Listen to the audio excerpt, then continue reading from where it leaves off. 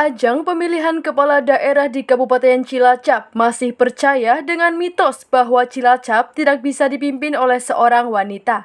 Menurut cerita leluhur, Cilacap masuk dalam wilayah pantai selatan, di mana penguasa pantai selatan adalah Nyai Roro Kidul, yang berjenis kelamin seorang wanita dan berparas cantik, yang konon katanya tidak mau disaingi oleh wanita lain dalam kekuasaannya.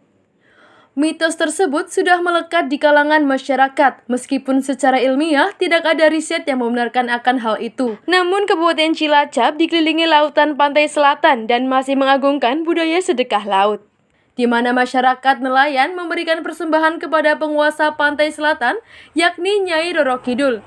Bertujuan dengan persembahan tersebut, para nelayan berdoa agar pada saat melaut diberi keselamatan dan pulang mendapatkan hasil yang melimpah ruah.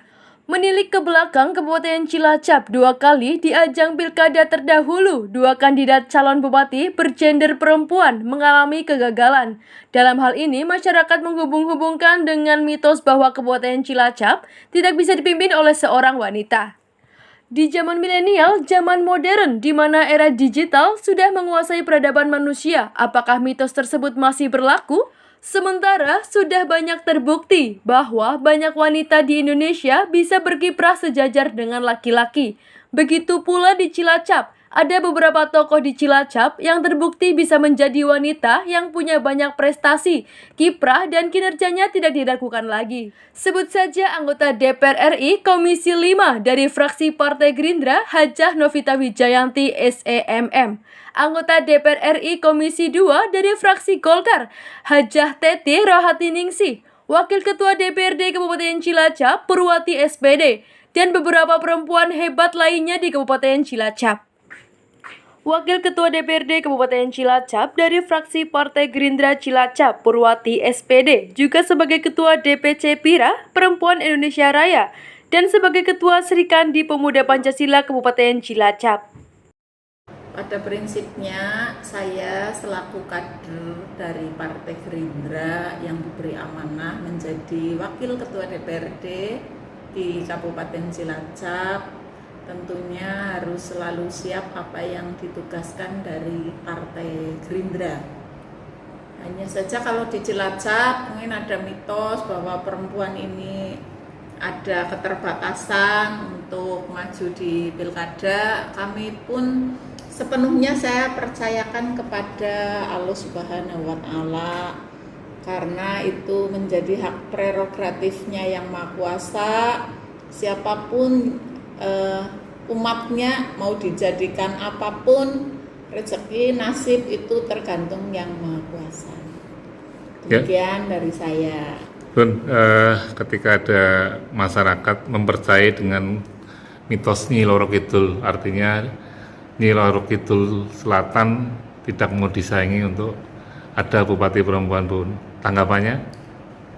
Kalau dari kami, ya namanya makhluk ciptaan Allah itu kan ada yang kelihatan, ada yang tidak kelihatan.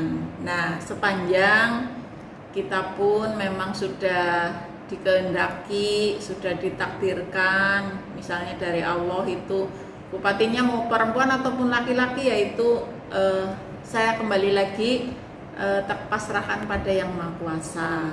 Tentunya karena ini proses demokrasi, ya kami pun harus mengikuti apa yang menjadi aturan di partai politik kami, di Partai Gerindra. Gebrak mitos tentang pemimpin di Kabupaten Cilacap tidak bisa memimpin di Cilacap perempuan, menggebrak adanya Nyi Roro Kidul, mitos tersebut.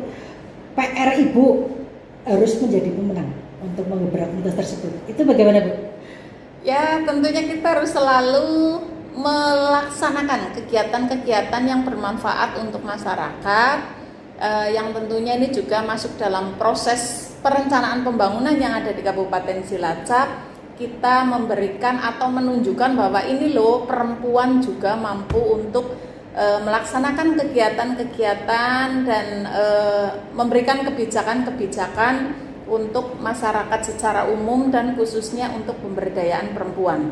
Dari hal inilah mungkin yang nantinya bisa ada kepercayaan masyarakat bahwa perempuan ini ternyata juga mampu untuk berbuat sesuatu berbuat baik seperti yang dilaksanakan juga oleh kaum laki-laki. Demikian. Ya, kita sebagai perempuan karena memang di parlemen ini juga 30% harus terwakili dari perempuan. Yang tujuannya bahwa keterwakilan perempuan di parlemen ini tentunya untuk bisa membantu masyarakat khususnya yang di pemberdayaan perempuan, bahwa perempuan ini tentunya tidak kalah dengan laki-laki secara kepemimpinan.